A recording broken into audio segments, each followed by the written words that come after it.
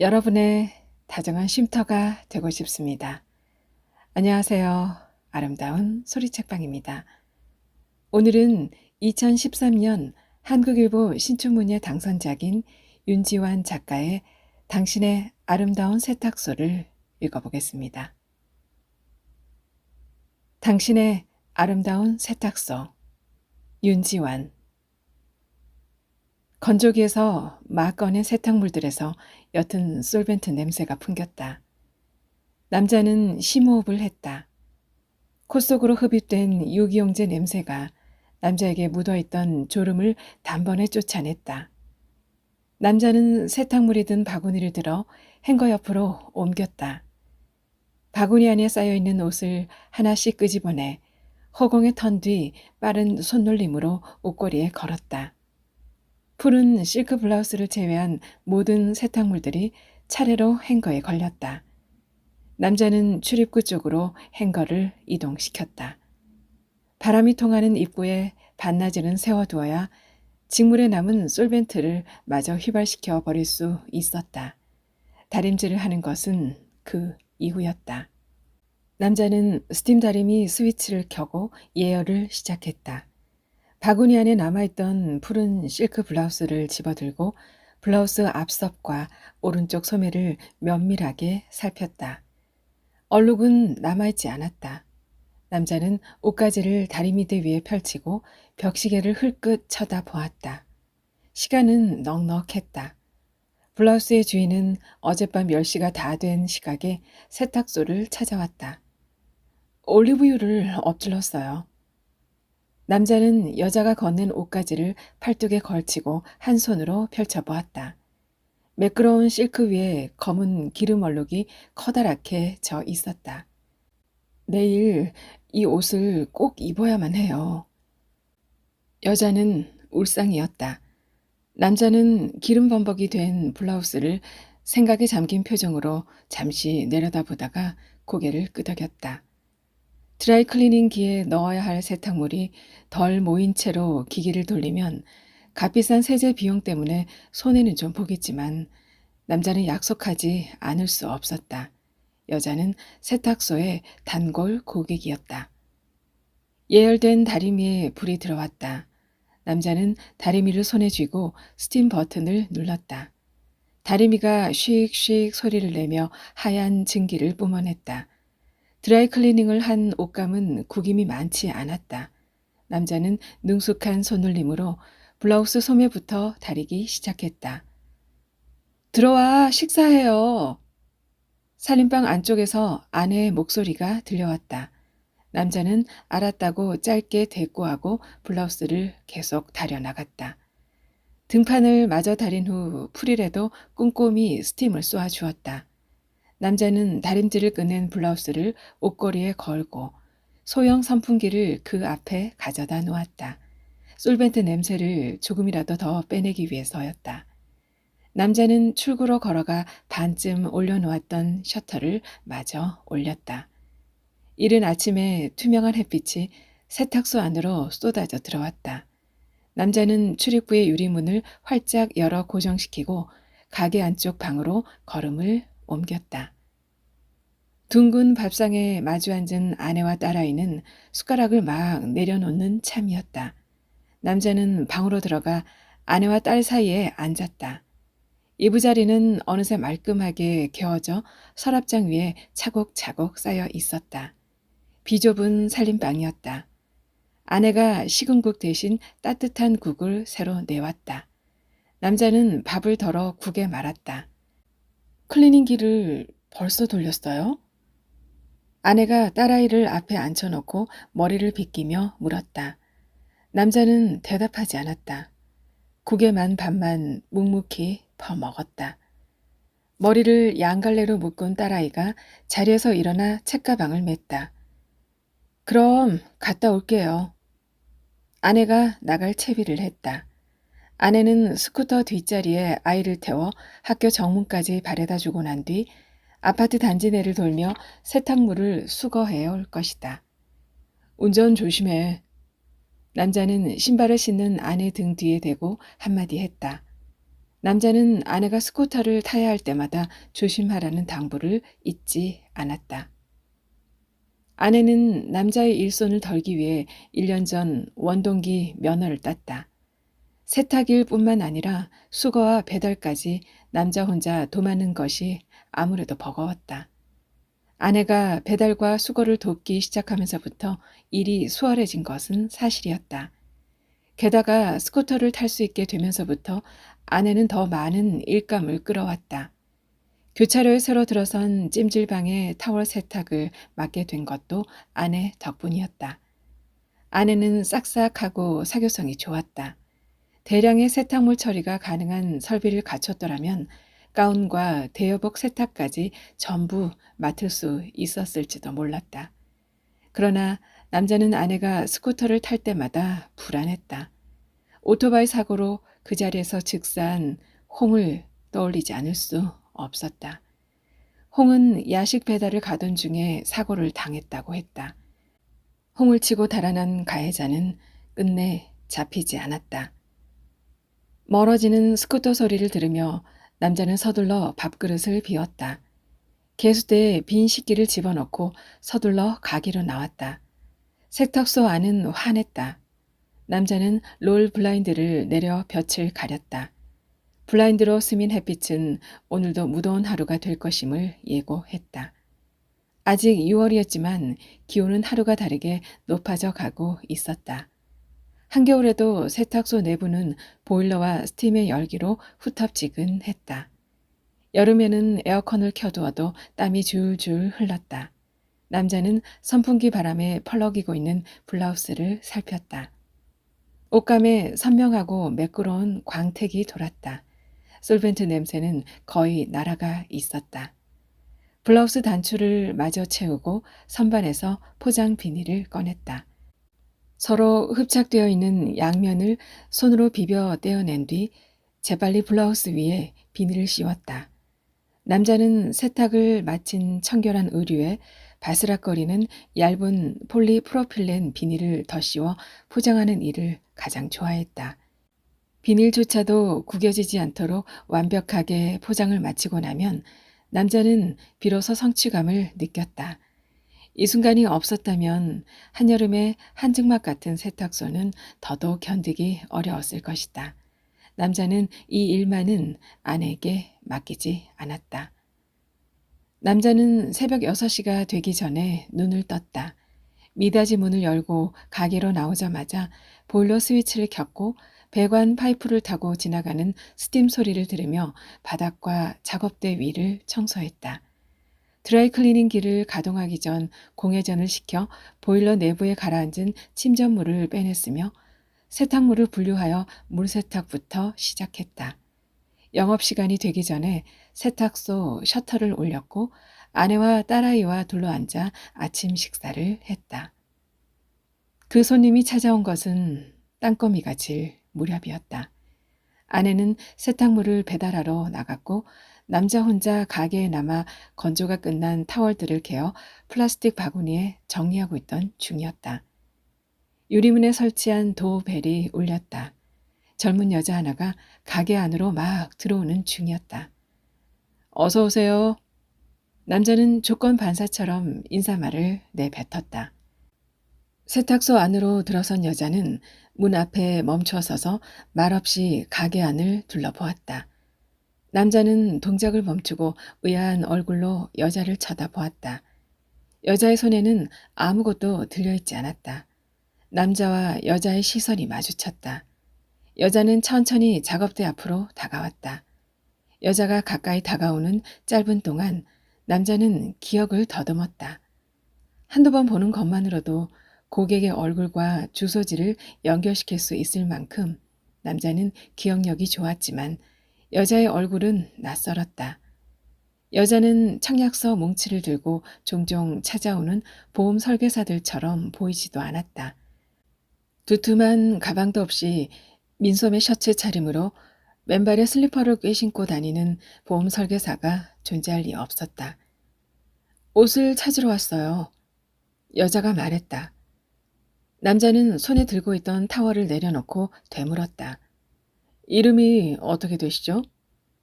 여자는 대답하지 않았다. 입을 다물고 작업대 위에 쌓여있는 타월들을 무표정하게 내려다보았다. 이름이 어떻게... 남자가 재차 물었다. 맡긴 지 좀 오래됐거든요. 여자는 다른 대답을 했다. 언제 맡기셨죠? 여자는 3년쯤 된 것 같다고 말했다. 남자는 고개를 갸웃했다. 3년 전이라면 세탁소를 인수한 해였다. 아내가 원동기 면허증을 따기도 전이었고 회수 건조기도 설치하지 못했을 때였다. 당시에는 일거리가 많지 않았기 때문에 남자는 개업 초부터 방문하기 시작한 고객들의 면면을 거의 기억하고 있었다. 남자는 어떤 옷인지를 물었다. 투피스, 아이보리 컬러의 투피스예요. 여자가 대답했다. 잠시만 기다리세요. 남자는 여자를 세워두고 의류가 빼곡하게 걸려있는 3단 행거 쪽으로 몸을 돌렸다. 오래전 맡겨놓고 찾아가지 않은 옷이라면 우선 행거의 가장 위쪽 구석부터 훑어보아야 했다. 옷을 맡겨두고 찾으러 오지 않는 고객들이 덜어 있었다. 맡겨두었다는 사실조차 잊어버리고 이사를 가는 경우도 있었다. 그들은 계절이 한 바퀴 돌 무렵이면 그 사실을 비로소 기억해내고 뒤늦게 세탁소를 찾아왔다. 1년이 지나도 찾으러 오지 않는 사람들은 심각한 건망증 환자들이거나 죽은 사람들이었다. 남자는 건너편 아파트 단지에 103동 901호에 살던 노인을 떠올렸다. 노인은 홀로 살고 있었고 한밤중에 심근경색으로 급사했다. 남자는 그 소식을 1년이 지난 뒤에야 전해 들었다. 그 후로도 노인의 캐시미어 코트는 반년이 더 지날 때까지 남자의 세탁소 한 구석에 걸려 있었다. 혹시라도 노인의 가족들이 찾으러 올지 몰랐으므로 함부로 처분해 버릴 수 없었다. 누군가 노인 대신 찾으러 와주기를 기다리며 남자는 포장 비닐에 감싸인 옷을 행거 한쪽에 잘 걸어두었다. 그러나 유품이 되어버린 노인의 코트를 찾으러 온 사람은 아무도 없었다. 지난해 연말 남자는 코트를 노숙인 복지시설에 기증했다. 남자는 행거에 걸린 옷들을 샅샅이 살폈다. 상하색의 여성 정장 한 벌을 발견하고 장대로 끌어내렸다. 그건 제 것이 아니에요. 의류 안쪽에 스테이플러로 찍어놓은 태그를 확인하기도 전에 여자가 말했다. 한눈에 보아도 그 옷은 여자의 것이라기에는 사이즈가 지나치게 커 보였다. 다른 한 벌을 더 꺼내보았지만 그것은 상아색이 아니라 흰색이었고 역시 여자의 옷은 아니었다. 없는 것 같은데요. 혼자 말을 하듯 남자는 중얼거렸다. 남자는 행거에 걸린 옷들을 다시 한번 찬찬히 훑어보았지만 여자가 말한 것과 같은 투피스는 발견할 수 없었다. 죄송한데 뭔가 착각을 하신 게 아닌가요? 남자는 여자를 향해 조심스럽게 물었다. 아니요. 이곳에 맡겼어요. 분명히. 여자의 말투는 확신에 차 있었다. 여자가 거짓말을 하고 있다는 생각은 들지 않았다. 하지만 3년은 긴 시간이었다. 아마도 기억에 오류가 생겼을 것이다. 하지만 찾아봐도 없네요. 맡긴 게 확실하다면 저 위쪽 어딘가에 걸려 있었을 텐데요. 인수증을 갖고 계신가요? 남자가 물었다. 인수증은 없지만 틀림없이 여기 맡겼어요. 여자는 그렇게 말하고 손목시계를 확인했다. 나중에 다시 올 테니까 잘 찾아봐 주세요. 유리문을 밀고 나가는 여자의 뒷모습을 쳐다보던 남자는 다시 타월을 개기 시작했다. 며칠 후 여자는 다시 세탁소를 방문했다. 이전과는 달리 정장 차림에 핸드백을 메고 있었다. 퇴근길에 들른 듯했다. 여자는 핸드백을 열고 안에서 무엇인가를 꺼내 남자 앞에 내밀었다. 접힌 종이 조각이었다. 보세요, 이거. 남자는 다리미를 내려놓고 종이 조각을 받아 펼쳤다. 그것은 세탁물 인수 보관증이었다. 보관증에 적힌 글자들은 기우뚱 왼쪽으로 기울어져 있었다. 틀림없이 남자 자신의 필체였다. 남자가 직접 써준 인수 보관증이 틀림없었다.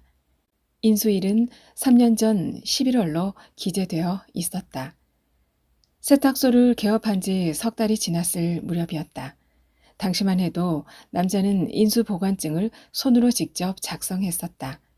영수증 하단에 남자의 세탁소 상호명이 뚜렷하게 인쇄되어 있었다. 고객 성명란에 기나영이라는 글자가 적혀 있었다. 남자는 당혹스러웠다. 여자는 드문 성씨를 갖고 있었다. 이런 이름이라면 기억하지 못할 리 없었다. 보관증에 이런 이름을 적어 놓았다면 재차 확인한 후에 기입했을 것이기 때문이었다. 하지만 여자가 갖고 온 증거 앞에서 남자는 자신의 기억 한 조각이 어디쯤에서 누락되어 버렸다는 사실을 인정해야만 했다. 남자는 3단 행거와 천장에 빽빽하게 걸려있는 옷들을 다시 뒤지기 시작했다. 남자는 장대를 내려놓고 이마에 배어나온 식은땀을 손등으로 훔쳤다. 아무리 찾아도 없는 걸 보니 저희 쪽에서 부실한 것 같습니다. 남자는 사과했다. 그리고 규정에 맞춰 보상을 하겠다고 덧붙였다. 언제 구입하신 옷인가요? 남자가 물었지만 여자는 팔짱을 끼고 서서 아무 대꾸도 하지 않았다. 미간을 좁히고 있었지만 딱히 화가 난 것처럼은 보이지는 않았다. 하지만 여자의 침묵이 길어지자 남자는 초조해졌다. 분실된 옷이 고가의 명품 브랜드는 아니었을까?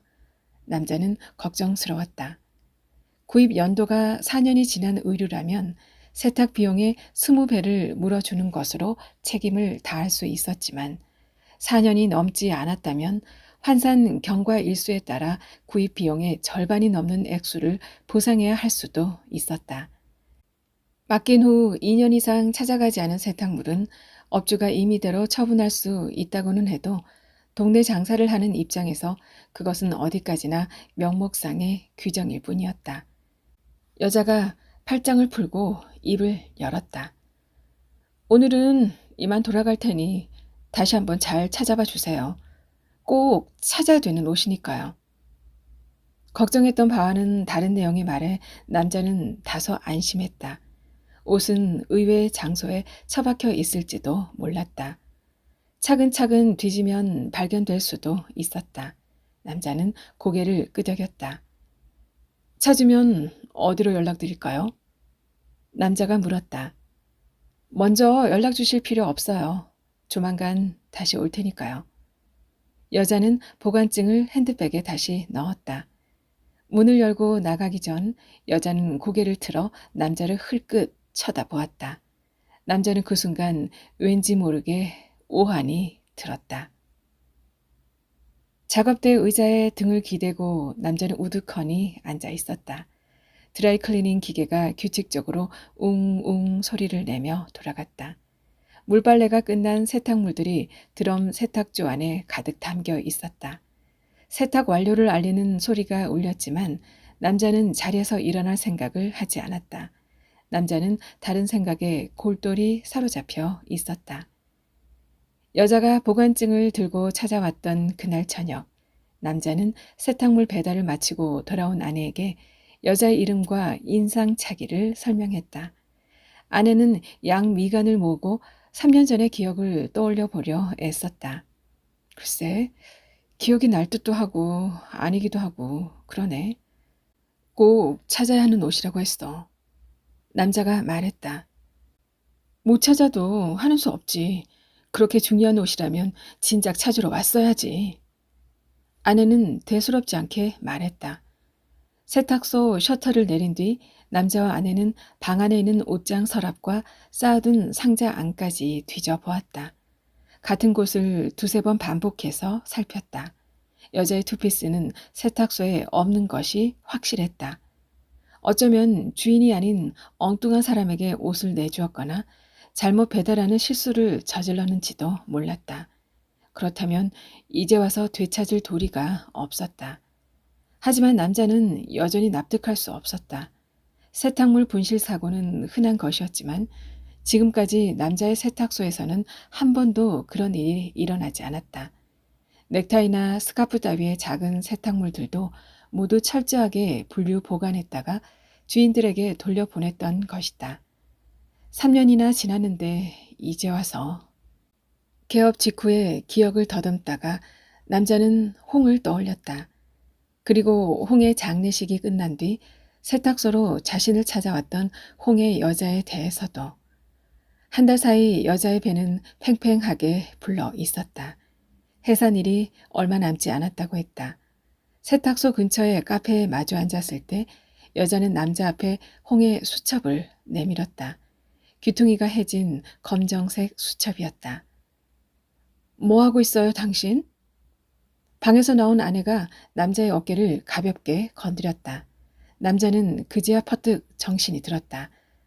다 돌아간 것 같은데 안 널어요? 아내가 세탁기 쪽을 건너다 보며 물었다. 남자는 자리에서 일어났다. 플라스틱 바구니를 앞에 놓고 세탁기 도어를 열었다.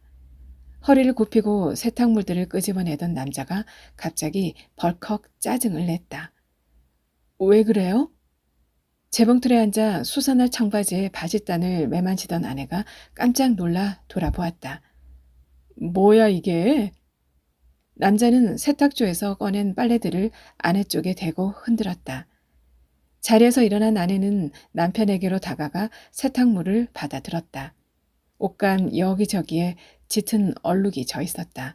초콜릿 얼룩이었다. 아내가 얼굴을 찡그렸다. 주머니 확인을 한 거야, 만 거야? 남자는 언성을 높였다. 다 확인하고 넣었는데. 아내가 변명하듯 중얼거렸다. 남자는 허둥대는 아내에게서 세탁물을 낚아챘다. 아내는 무안하고 황망해서 어찌할 바를 몰랐다. 남편이 이렇게 역정을 내는 것은 처음 있는 일이었다.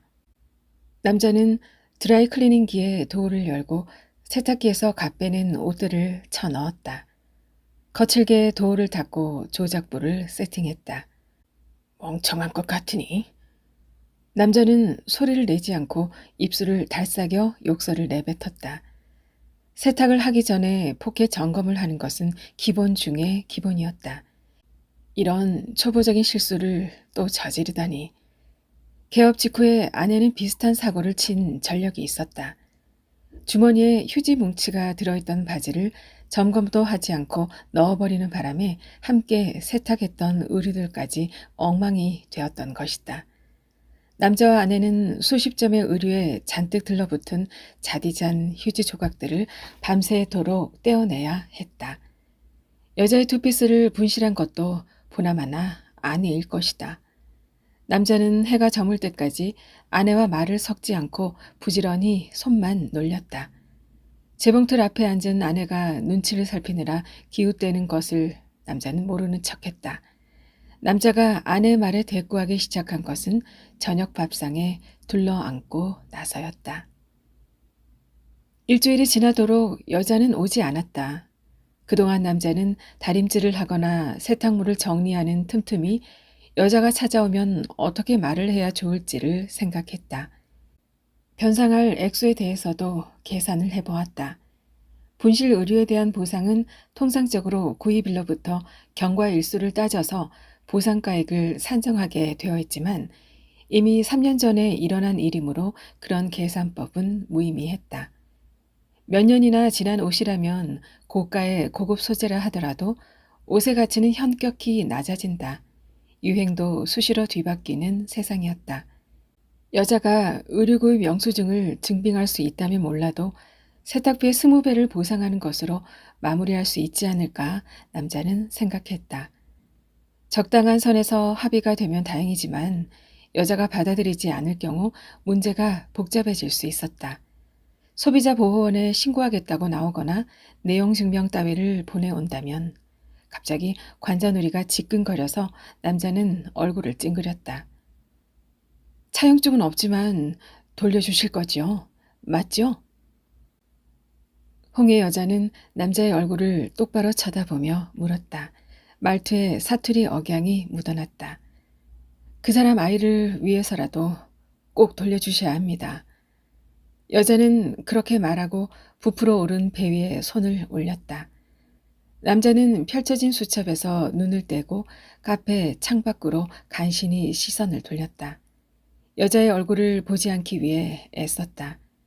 만삭의 여자와 눈이라도 마주치면 기껏 굳힌 마음이 흔들릴 것 같았다. 오토바이 사고로 죽기 한 달 전, 홍은 세탁소 개업 때문에 급전이 필요했던 남자에게 3천만 원을 빌려주었다. 고작 한 달인데 우리 사이에 차용증 따위를 굳이 써야 할 필요가 있겠느냐고 말했던 것은 남자가 아니라 홍이었다. 수첩에 적힌 기록 같은 것은 법적 효력이 없었다. 그리고 홍과 여자는 아직 혼인신고조차 하지 못했다는 것을 남자는 알고 있었다. 일주일이 넘도록 여자가 다시 찾아오지 않자 남자는 영영 여자가 오지 않기를 바랐다. 보상해야 할 금액 때문만은 아니었다. 세탁소를 나가기 전 남자를 돌아보았던 여자의 얼굴을 떠올리면 이상하게도 마음이 죄어들었다. 옷을 맡겨놓고 3년이 지나도록 찾으러 오지 않는 사람이라면 적어도 그만큼의 시간이 더 지날 때까지는 찾아오지 않을 수도 있지 않을까 남자는 기대했다. 여자가 세탁소를 다시 방문한 것은 두 번째 방문이 있은 뒤로 꼭 한 달이 지난 뒤였다. 불볕더위가 한창이었지만 그날 저녁부터는 굵은 장대비가 내리기 시작했다. 스팀 다리미를 들고 와이셔츠를 다리고 있을 때 도벨이 울렸다. 남자는 입버릇처럼 인사말을 내뱉으며 고개를 들었다. 여자가 세탁소 안으로 들어오고 있었다. 남자는 들고 있던 다리미를 떨어뜨릴 뻔했다.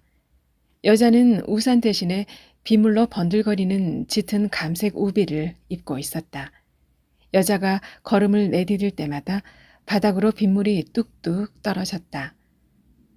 찾으셨나요? 여자가 용건만 간단히 하자는 듯 단도직입 물어왔다. 비에 젖은 우비의 후드를 벗을 생각도 없어 보였다. 남자는 입이 떨어지지 않아 멍하니 여자를 쳐다보았다. 다리미에서 하얗고 뜨거운 증기가 칙 소리를 내며 쏟아져 나왔다. 남자는 가까스로 정신을 가다듬고 다리미 버튼을 눌러 껐다.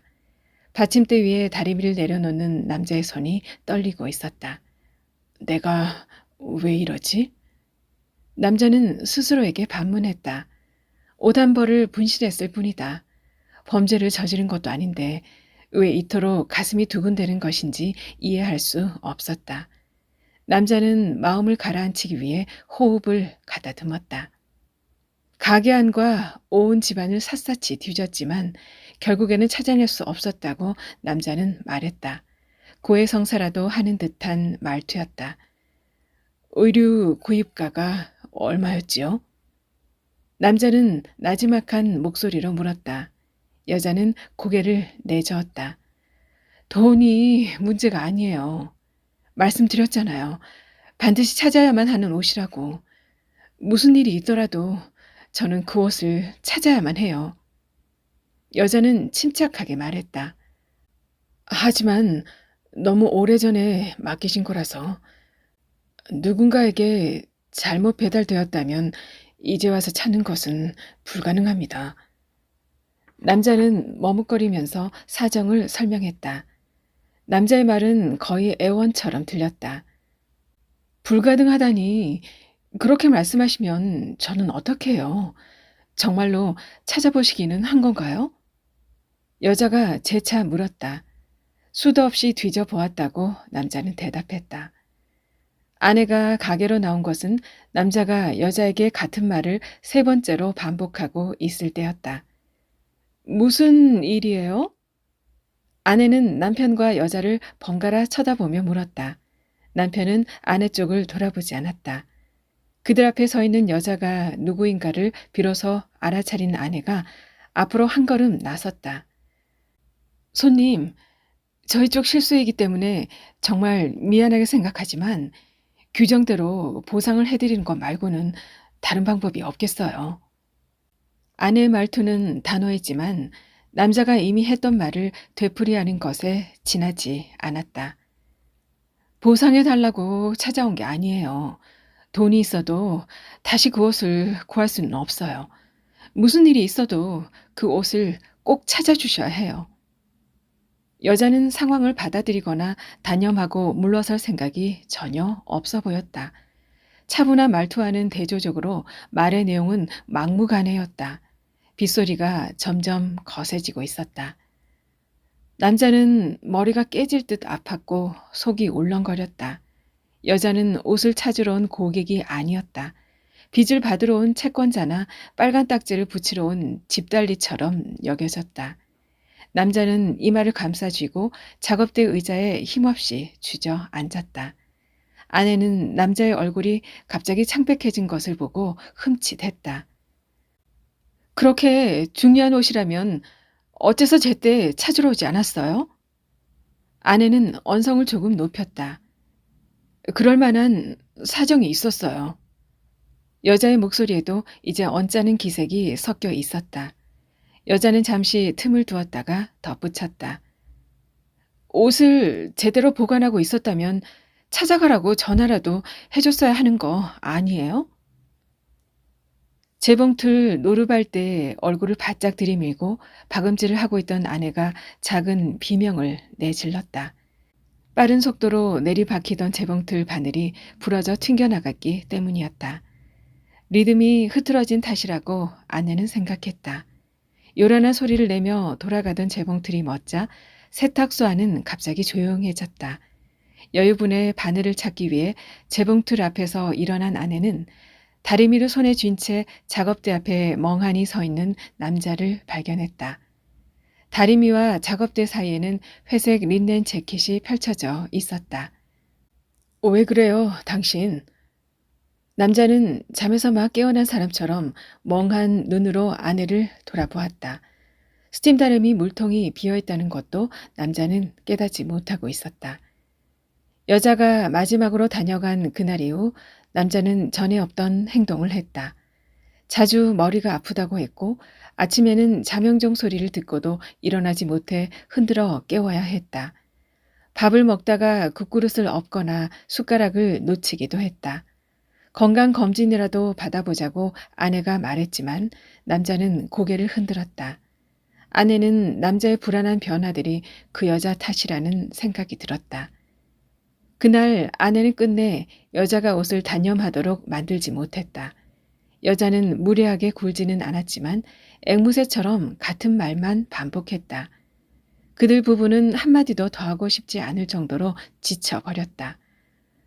좋아요. 시간을 더 드릴 테니까 다시 한번 찾아보세요. 그 어떤 손님에게도 상냥하고 친절했던 아내의 입에서 기어이 큰 소리가 나왔다. 이봐요, 아가씨. 아무리 시간을 줘도 못 찾는 건 못 찾는 거예요. 여자는 아내의 말을 잘랐다. 제 옷이라면 이러지 않아요. 빌린 옷이라 주인에게 꼭 돌려줘야 한단 말이에요. 여자는 다시 오겠다는 말을 남기고 폭우 속으로 걸어 나갔다. 남자는 여자가 남기고 간 말을 곱씹었다. 빌린 거니까 돌려줘야 한다. 홍의 여자도 그런 말을 했었다. 남자는 홍의 수첩을 덮어 여자 쪽으로 밀었다. 이런 걸로는 어떻게 해볼 수 없을 거예요. 여자가 행여 녹음이라도 하고 있을까봐 남자는 주의 깊게 말을 골랐다. 분유값이라도 보태세요.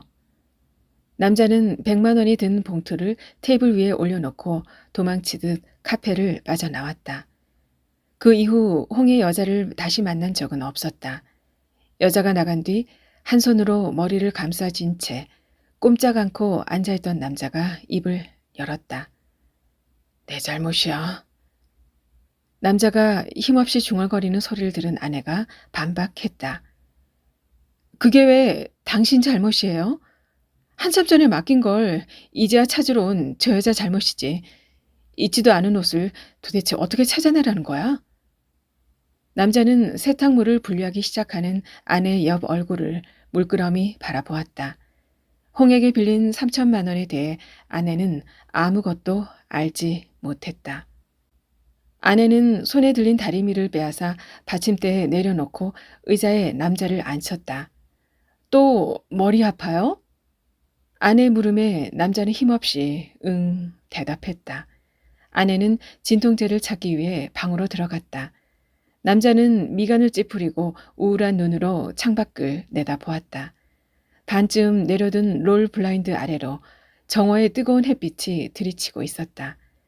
차양막이라도 내리고 싶었지만 일어설 기력이 없었다. 남자는 막막한 기분이었다. 여자가 찾아오기 전까지 그들 부부는 정말로 잘해왔다. 망한 세탁소를 인수하여 단골을 확보하고 만기가 다 되어가는 적금 통장을 3개나 갖게 된 것은 남자와 아내 모두 부지런하고 성실했기 때문이었다. 세탁소를 시작하고부터 남자는 하루에 4시간 이상을 자본 일이 없었다. 새벽 5시 반이면 어김없이 잠에서 깨어나 울리지도 않은 시계 알람 버튼을 눌러 끄는 것으로 하루를 시작했다.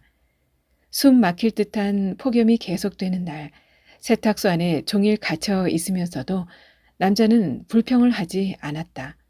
불평 따위를 늘어놓을 틈은 없었다. 먹고 살아야 했다.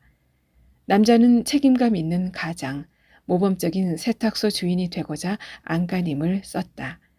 사지욕신 멀쩡한 젊은 시절에 수고와 고생을 한 대가로 언젠가는 반드시 남들만큼 살 수 있게 될 것이라고 믿었다. 그리고 그날은 이제 코앞까지 다가와 있는 것 같았다. 나날이 착실하게 불어나는 통장의 액수가 그들 부부에게 내일을 낙관하도록 만들어 주었다. 내년에는 솔벤트 회수기를 설치하고 내후년쯤에는 대출을 받아 살림집도 따로 낼 생각이었다. 그때가 되면 핑크색 도배지로 방을 꾸미고 예쁜 침대를 사주겠다고 남자는 딸아이에게 약속했었다. 그러나 그 모든 계획들이 이제 실현 불가능하거나 헛된 망상처럼 여겨졌다. 고작 한 벌의 옷을 분실했을 뿐인데 그 한 번의 실수는 돌이킬 수 없을 정도로 치명적이었다. 그간의 모든 수고와 노력이 물거품이 되어버린 것 같았다. 아내가 진통제와 물컵을 들고 가게로 나왔을 때 남자는 작업대 밑에 쪼그리고 앉아 무언가를 뒤지고 있었다. 뭘 찾아요? 아내가 물었다. 가게 장부들 어디다 뒀지? 남자가 아내를 올려다보며 물었다. 3년 전 11월 전으로 옷 맡겼던 사람들, 그 사람들부터 하나씩 조사해 봐야겠어. 남자가 작업대 밑에 쌓아둔 물건들을 끄집어내며 말했다. 아내 눈동자에 불안한 기색이 떠올랐다. 아내는 진통제와 물을 작업대 위에 올려놓고 남자 곁에 천천히 쪼그려 앉았다. 없앴잖아, 그거. 컴퓨터 들어오고 난 뒤에 당신이 다 정리해서 버렸잖아요. 아내의 목소리가 떨리고 있었다. 남자는 동작을 멈추었다. 버렸다고? 내가? 기억나지 않았다. 컴퓨터 전산 처리 프로그램을 이용해 보관 인수증을 발급하기 시작한 것은 1년 남짓밖에 되지 않았다. 고작 1년 전의 일을 기억하지 못한다고 아내는 말하는 것인가? 남자는 의심스러운 눈초리로 아내를 쳐다보았다. 아내가 거짓말을 하고 있었다. 남자의 얼굴이 기묘하게 일그러졌다. 남자는 날이 훤히 밝을 때까지 잠자리에서 일어나지 않았다. 밥은 먹는 둥 마는 둥 했고 수시로 아내의 얼굴을 뚫어지게 쳐다보다가 눈이 마주치면 슬그머니 시선을 돌렸다. 며칠째 남자는 정오가 다 되어서야 느릿느릿 가게로 나왔고 마지못해 다림질을 하다가는 이내 방으로 들어가 버렸다.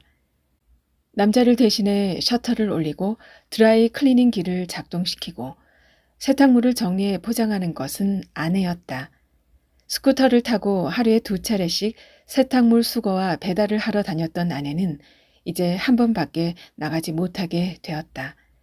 배달은 끊임없이 밀렸고 누적된 피로 탓에 아내의 눈가는 거뭇해졌다. 저물녘이 되면 남자는 옷들이 걸려있는 천장과 행거를 헤집었다. 소용없다고 아내가 말렸지만 들은 채도 하지 않았다. 얼마쯤 시간이 지나자 남편은 옷을 맡기기 위해 세탁소를 찾아온 손님들을 위아래로 유심히 훑어보며 물었다. 혹시 맡기지 않은 옷을 찾아간 적 없습니까? 그런 일이 없었다는 답변을 듣고도 남자는 취조하듯 집요하게 캐물었다. 없다고 했잖아요. 지금 저를 뭘로 보시는 거예요? 아파트 부녀 회장인 302호 여자는 분통을 터뜨렸다. 아내는 들고 왔던 옷을 도로 들고 나가버린 302호 여자를 쫓아가 남편 대신 사과했지만 소용없었다. 302호 여자는 두 번 다시 세탁소를 찾아오지 않을 것이었다. 업소 평판이 나빠지는 것도 시간 문제였다. 그날 밤 남자와 아내는 심한 말다툼을 벌였다. 아내는 제발 정신 차리라고 소리를 질렀다. 남자는 집기와 옷들을 바닥에 팽개쳤다. 철제 옷걸이의 뾰족한 부분이 아내의 종아리를 핥히고 저만치 나가 떨어졌다. 남자는 숨을 몰아쉬며 세탁소 안을 서성대다가 아내를 향해 돌아섰다. 어디에 숨겼어? 한껏 낮춘 목소리로 남자가 물었다. 아내는 남자가 무슨 말을 하는지 얼른 알아채지 못했다. 숨기다니 무엇을? 남자가 아내 앞으로 한 발짝 다가섰다. 아내는 그만큼 뒤로 물러났다. 그 옷 당신이 숨긴 거 아니야? 아내는 자신의 귀를 의심했다. 말해봐. 혹시 누구 만날 때 입으려고 감춰둔 거야? 충격을 받은 아내는 말을 더듬었다. 온종일 가게에 당신이랑 붙어있는 내가 만나길 누구를 만나요? 아내가 말을 끝맺기도 전에 남자가 말을 가로챘다. 당신이 언제 온종일 나랑 가게에 붙어 있었어? 스쿠터 타고 항상 나돌아다니잖아. 아내의 얼굴에서 핏기가 가셨다. 방 안에서 어린 딸아이가 훌쩍거리는 소리가 들려왔다. 날이 밝으면 남자는 전날 밤 자신이 내뱉은 말들을 아내에게 사과했다. 그리고 해가 저물면 세탁소 구석구석을 뒤지다가 다시 아내를 추궁했다. 세탁물 배달을 받지 못한 고객들이 걸어온 전화에다 대고 시비를 걸었고 종일 방에 틀어박혀 잠만 자기도 했다.